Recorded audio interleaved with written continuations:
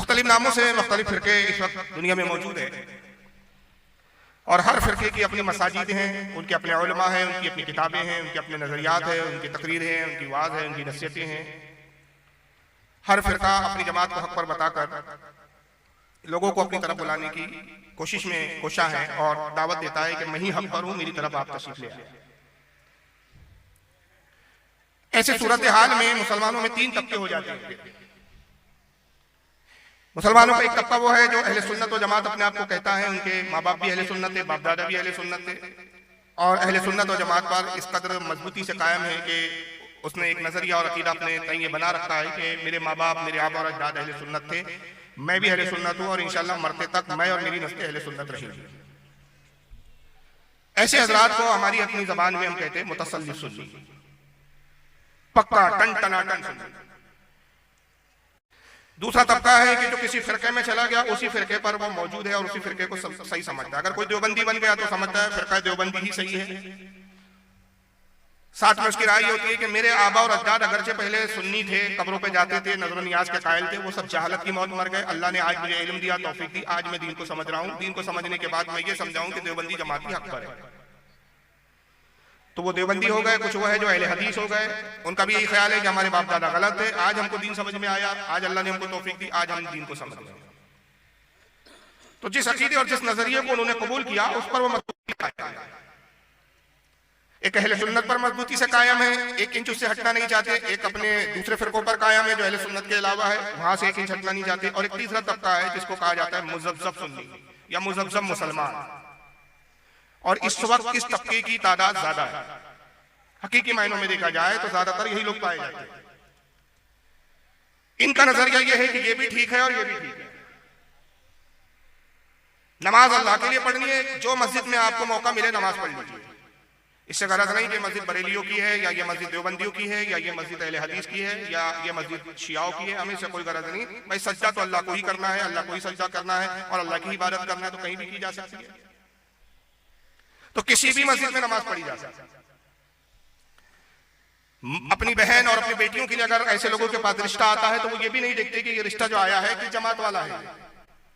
सिर्फ नाम अगर मुसलमानों जैसा है तो वो इससे कोई गरज नहीं कि ये अपने आप को सुन्नी बरेलवी बोलता है या देवबंदी बोलता है या अहले हदीस बोलता है, उससे कोई गरज नहीं। मुसलमान है, कलमा गो है, कलमा पढ़ता है, अल्लाह को मानता है, कुरान को मानता है, रसूल को मानता है, अपनी लड़की को उसको ब्याह दिया या अपनी बहन को उससे ब्याह दिया, भाई हमें इससे कोई गरज नहीं। ये फिरका वारियत की बात बिल्कुल गलत है। ये मौलवियों ने अपनी रोजी रोटी के लिए धंधा बना रखा है। ये एक तबके का ख्याल है और अक्सर ऐसे तबके को उस वक्त ऐसे जलसों में बड़ी कोफ्त महसूस होती है, बड़ी तकलीफ महसूस होती है। अगर इस जलसे में, इस मजमे में उस तरह के लोग होंगे तो मुमकिन है कि आगे उनको कुछ तकलीफें महसूस हो या भी वो थोड़ी सी बेचैनी महसूस कर रहे हो कि भाई नमाज के बोलने की बजाय ये कौन सा मौजू लेकर बैठ गए, इस्लाम माशरा करने की बजाय, इस्लाम माशरा पे बोलने की बजाय क्या वहां भी सुन्नी का मैटर लेके छेड़ के बैठ गए। भाई सिर्फ नमाज की बात करनी चाहिए, इस्लाम माशरा की बात करनी चाहिए, फिरका वारियत की बात नहीं करनी चाहिए। जिसका जो भी नजरिया है वो अपने नजरिए पे कायम रहे। कयामत के दिन फैसला होगा। हम कौन होते किसी को काफिर कहे, हम कौन होते किसी को गुमराह कहे, हम कौन होते किसी को जन्नती कहे और किसी को दोज़खी कहे। ये इख्तियार तो हमें अल्लाह ने दिया नहीं कि हम जन्नतियों के सर्टिफिकेट बांटते फिरें। तो ऐसी गुफ्तगू करने की आज जरूरत नहीं है। आज हालात कैसे, हिंदुस्तान के हालात देखिए, कैसी जालिम हुकूमत है जो मुसलमानों को खत्म करने पर आमादा है, जो मुसलमानों के अफकार और नजरियात को कुचलना चाहती है। हर दुनिया का, हर खित्ते का मुसलमान आज परेशान हाल है। और ऐसी सूरत में भाई ये सही वही गलत, ये फिरका वो फिरका, ये सब फजूल की बात है। ये दरमियानी तबके के ख्याल है। असल में मसला ये है कि ये जो ख्याल जिन तबके के हैं वो या तो इस्लामी मालूमात से बहुत कोसों दूर है।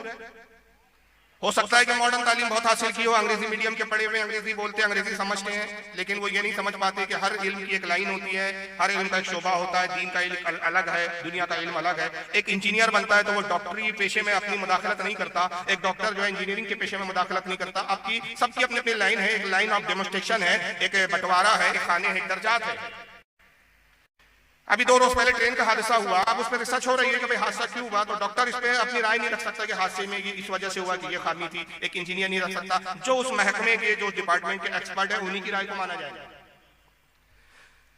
तो तो हर शोबे के कोई माहिरीन होते हैं। तो दीन भी एक शोबा है, दीन की तालीमात, दीन का इल्म एक शोबा है। उसके लिए बाकायदा मदारिसों में पढ़ा जाता है, इल्म हासिल किया जाता है, तारीख का मुताला किया जाता है, हदीसों को पढ़ा जाता है, कुरान को समझा जाता है, कुरान और अरबी पे अबूर हासिल किया जाता है, तब जाके दीनी मालूमात होती है। और उसके बाद ये फिर उसकी हैसियत होती है कि दीन के मसाइल में वो लबकुशाई कर सकते हैं।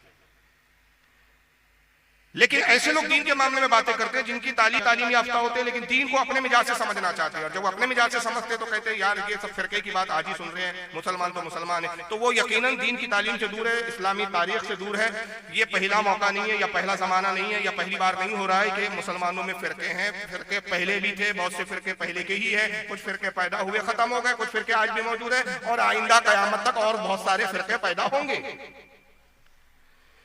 तो इसमें घबराने की बात नहीं है, कंफ्यूज होने की बात नहीं है। क्या ये हदीस है हर आलिम और हर जमात के लोगों की जबान पर जबान जद रही और बिल्कुल सही हदीस है जिस पर किसी का इख्तलाफ नहीं। बल्कि खास बात यह कि इस हदीस के 18 सहाबा इकराम, अजिल्ला सहाबा इकराम इस हदीस के रावी है और 345 कुतुब हदीस में ये हदीस मौजूद है। मुअतबर कुतुब हदीस में, चाहे वो अबू दाऊद हो, चाहे वो नसाई हो, चाहे सुनान इब्न माजा हो, चाहे इमाम तबरानी की अल-माजिमुल कबीर हो या अल-माजिमुल औसत हो या इमाम बहकी के शुअबुल ईमान, सुननुल कुबरा, जितनी हदीस की किताबें हैं सब में हदीस मिलेंगी। 344 हदीस की किताबों में हदीस आई है। अब इतनी तारीख तवातुर के साथ हदीस, सही हदीस जिसके 18 साहबा रावी हो, तो अब अगर जो तारीख नहीं जानता तो उसको अपने कम इल्मी पर अफसोस करना चाहिए, ना कि ये कि इन मामलात में मुदाखलत करके उलमा को तनकीद का निशाना बना। हदीस पाक क्या है? अल्लाह के रसूल सल्लल्लाहु अलैहि वसल्लम ने इरशाद फरमाया, इन्ना बनी इसराईल तफर्रक़त अला सिंतैनी व सबईन मिल्ला। फरमाया लोगों कौम बनी इसराइल में इख्तिलाफ हुआ और वो 72 फिरकों में बटी। हजरत मूसा अलैहिस्सलाम की कौम में, हजरत ईसा अलैहिस्सलाम की कौम में, हजरत हारून अलैहिस्सलाम की कौम में, ये जितने पैगंबर जो बनी इसराइल में गुजरे इनकी कौम का नाम बनी इसराइल था।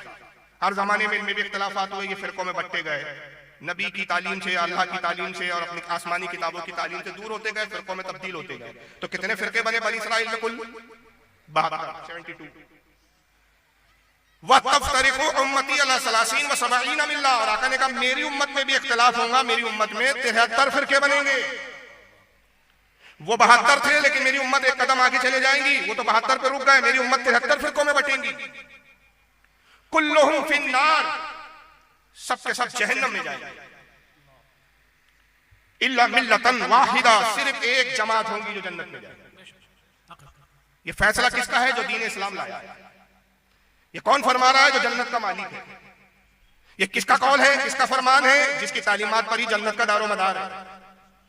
वो पैगंबर तमाम अंबिया का जो अफजल तरीन अंबियाओं में पैगंबर है, जो खातमुल अंबिया है, इसके बाद अब कोई नबी नहीं आएगा। वो फरमा रहे मेरी उम्मत में 73 फिरके होंगे, 72 जहन्नमियों में जहन्नम में जाएंगे। मैं बस एक छोटा सा सवाल करता हूँ, नबी की हदीस बता रही है 72 जहन्नमी में जाएंगे, आप कहते हैं सबके पीछे नमाज पढ़ लो। तो अब जो 72 है अहले सुन्नत में नहीं है या जन्नती फिरके में नहीं है, जन्नती जमात में नहीं है, तो नबी के फरमान के मुताबिक वो जहन्नमी है। तो आप अगर अपने आप को जन्नती समझते हैं तो जहन्नमी के पीछे आपकी नमाज कैसे होगी?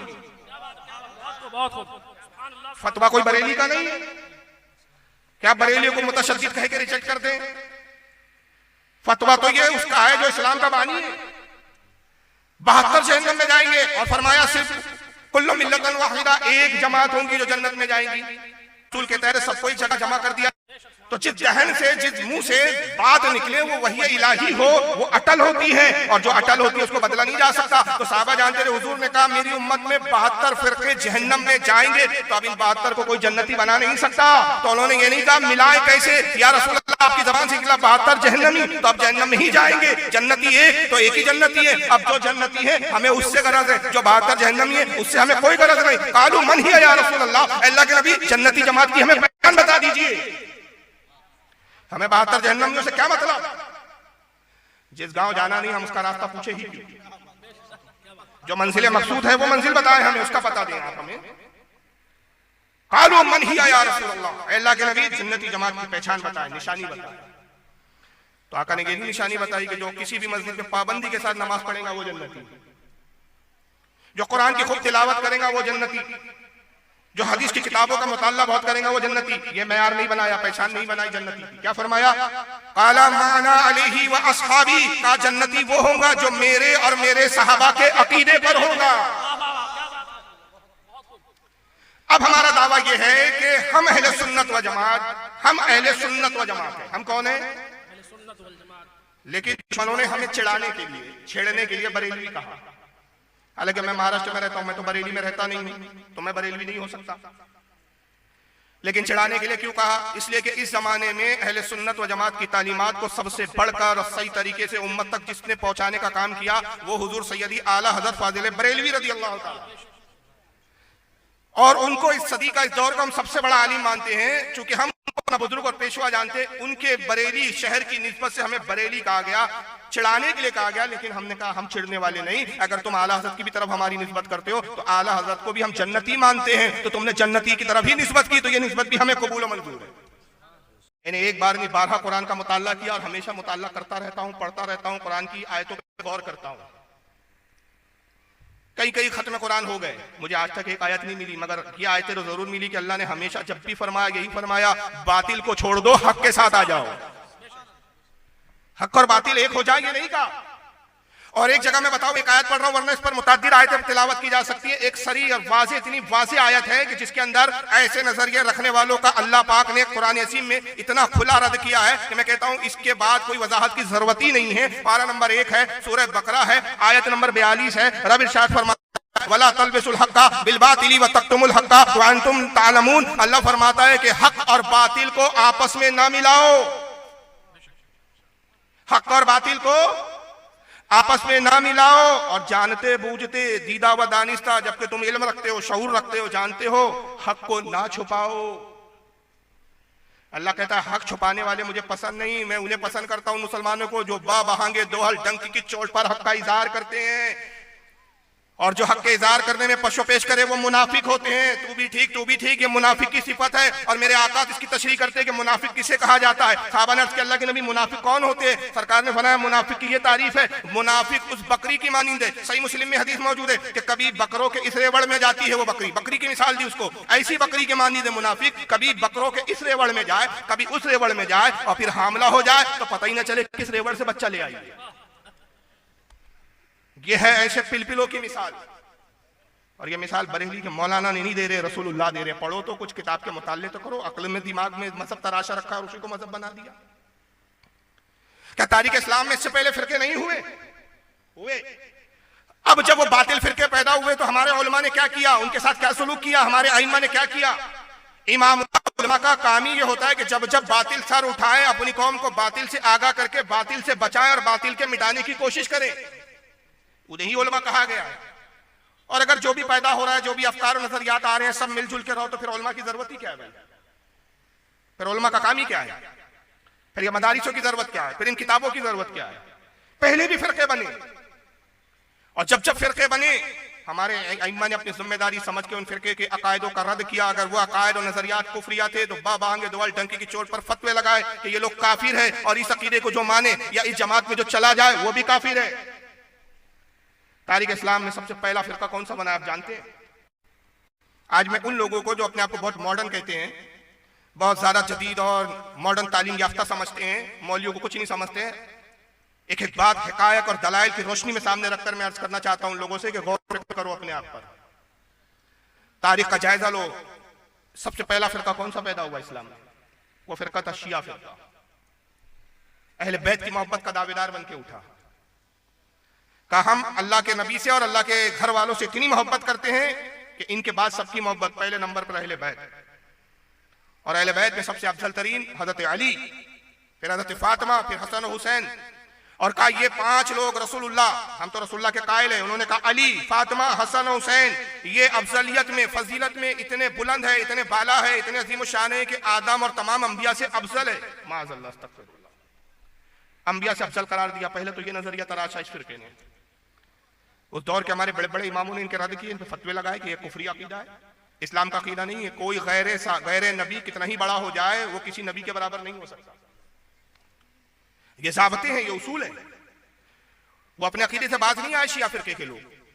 आज भी ये फिरका बड़ी तादाद में मौजूद है, मुख्तलिफ रंग और शक्ल सूरत में आता है।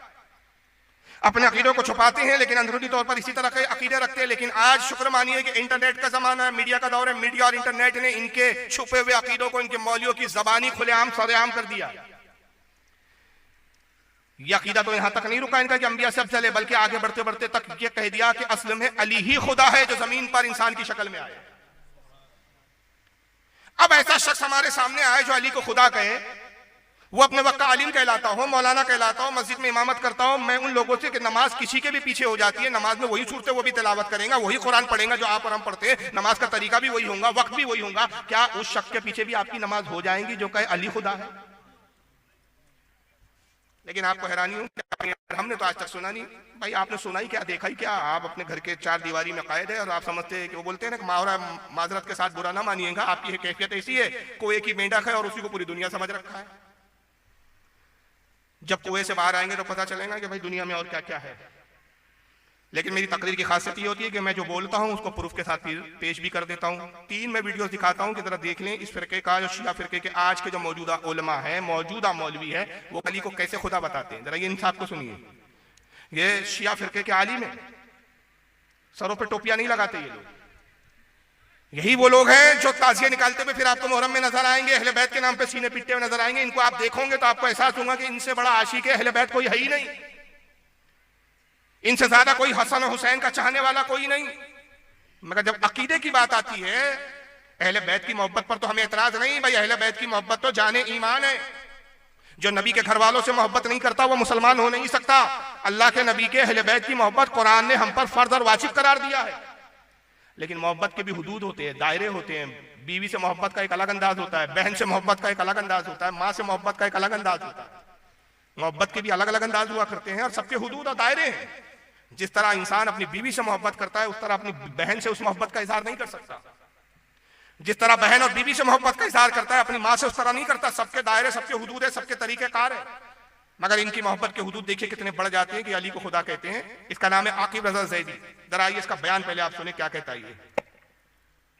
सरकार अबू तालिब ने सोचा अली 13 रजब को फजर के वक्त आया, कहा चलो आज वो जो मक्का में पादरी बना बैठा था और हर एक को जायचा बनाता था कि फुला बच्चा कब पैदा होगा, वो किन खसूसियात का मालिक होगा, वो क्या करेगा क्या नहीं करेगा। अबू तालिब कहते मेरे दिल में ख्याल आया, पहली बार की बात कह रहा हूं, अबू तालिब कहते मेरे दिल में ख्याल आया कि मैं जाऊं और उससे जाकर पूछूं कि बता 13 रजब को फजर के वक्त इस वक्त में आने वाला बच्चा किन सिफात का मालिक होगा।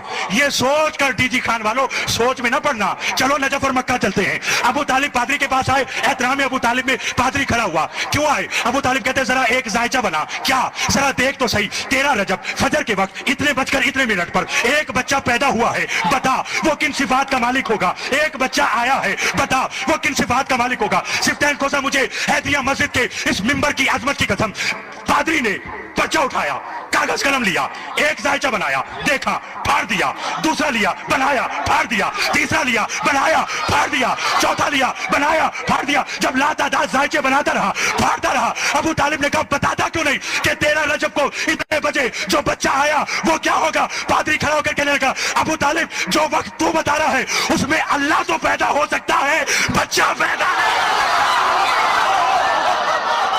माशअल्लाह, अस्तगफिर। कुछ समझे क्या कहा है इसने? हजरत अली की पैदाइश 13 रजब फजर के वक्त, अली के वालिद हजरत जनाब अबू तालिब, यहां तक गुंजाइश है भाई। हालांकि मैं उनकी तकफीर का कायल हूं, ये वाज़ेह कर दूं, क्योंकि यही मसलक आला हजरत का है। कुछ लोग ईमान के कायल हैं, हम उनको भी बुरा नहीं बोलते, अपने अपने नजरियात, अपने अपने ख्यालात हैं। जनाब अबू तालिब अली पैदा हुए, एक पादरी के पास गए, ये कहता है, और जाने के बाद कहा कि 13 रजब फजर के वक्त ये मेरा बच्चा पैदा हुआ है, जरा तू किस्मत के हाल बताता है, नुजूम जानता है, बता इस बच्चे का मुस्तकबिल क्या होगा। पादरी ने एक कागज उठाया, जायचा बनाया, जायचा बनाने के बाद कुछ लिखा, फिर कुछ समझ में नहीं आया, फोल्ड किया, फाड़ा फेंक दिया, दूसरा जायचा बनाया, फाड़ा फेंक दिया, फिर तीसरा लिया, फाड़ा फेंक दिया, कई जायचे बनाता रहा, कागज के अंबार लगाता रहा। तो अबू तालिब हैरान हो, कहा कुछ बताता नहीं, कुछ समझाता नहीं, या आखिर तू लिख रहा है, फाड़ रहा है, बात क्या है। तो बेसाख्ता कहता है कि अबू तालिब जो साथ तू बता रहा है, जो घड़ी तू बता रहा है इस बच्चे के पैदा होने की, उस घड़ी में उस वक्त में खुदा तो पैदा हो सकता है, बच्चा पैदा नहीं हो सकता। ये पैदा होने वाला खुदा है। अब ये अकीदा क्या इस्लामी अकीदा? कल शिया के पीछे पढ़ लोगे आप नमाज तो आप कहोगे नहीं नहीं नहीं, ये तो खुले गुस्ताख है, ये तो खुले जो है दुश्मन है सहाबा इकराम के, ये खुले काफिर है। तो हम कहते हैं अच्छा, छुपे हुए काफिर के पीछे पढ़ लोगे, खुले के नहीं पीछे पढ़ोगे। भाई नमाज काफिर के पीछे नहीं होगी, चाहे खुला हो या छुपा हो। और अभी इस पे बहुत सारे दलाइल में दूंगा। अभी दूसरे मौलवी साहब को सुनिए, ये उससे बड़ा फंटरबाज आदमी है।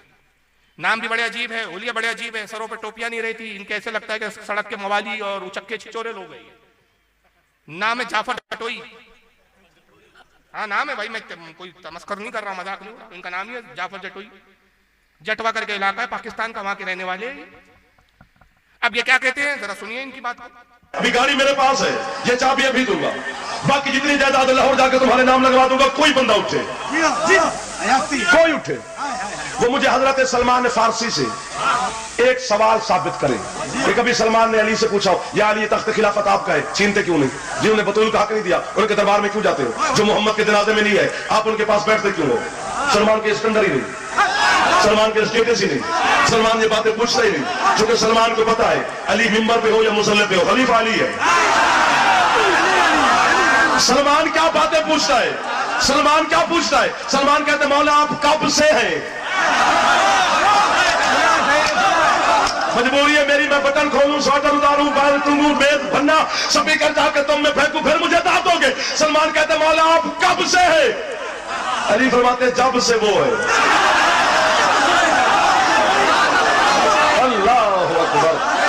हाथ उठाना चाहिए, हाथ बुलंद होना चाहिए ताकि अली तुमसे राजी हो जाए। जब से वो है। अली फरमाते जब से वो है, जब से वो है। चुप करना मुझे सुनना। जब से वो है। अगली बात सलमान ने बड़ी खूबसूरत की।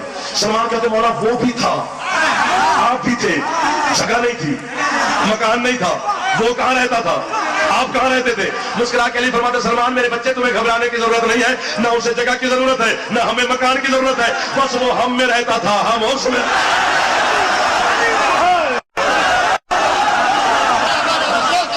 वो हम में रहता था, हम उसमें रहते थे। फरमाते वो हम में रह के हमें ढूंढता रहा। ना, हम उसमें रह के उसे ढूंढते रहे। बस ऐसे सलमान गुजरती रही। झूठी मन खड़ा। अभी गाड़ी मेरे पास है। बकवास कर रहा है खबीस। क्या ये इस्लामी अकीदे है? ये इस्लाम है? ये लोग जन्नत में जाएंगे सिर्फ अली और अहले बैत की मोहब्बत के दावे करके। कहता है कि सलमान फारसी ने अली से पूछा कि हुजूर आप कब से? सारी दुनिया जानती है भाई तभी से जब दुनिया में पैदा हुए, उससे पहले आलम अरवाह में होंगे। लेकिन खबीस जवाब क्या कहता है कि अली ने जवाब में दिया कि हम तब से है जब से वो है। जबकि अहले सुन्नत व जमात का अकीदा है कि अल्लाह की ही जात अज़ली और अबदी है, वही हमेशा से है, हमेशा था, हमेशा रहेगा। उसके अलावा जितनी चीजें हैं, जितनी मखलूकात है, अल्लाह गैर, हादिस और सब हादिस। हादिस का मतलब पहले थे नहीं, फिर वजूद हुआ, फना हो जाएंगे। आप पहले थे, बोलो, अभी हैं और बाद में क्या होंगे आप और हम? हमेशगी की जिंदगी नहीं है हमारी। मगर जब हम नहीं थे तब भी अल्लाह था, हम ना होंगे तब भी अल्लाह की साथ होंगी। उसकी जात गैर हादिस, अज़ली अबदी, हमेशा से था। उसकी मौजूदगी, उसका होना वाजिबुल वजूद है, वो वाजिब है उसका होना।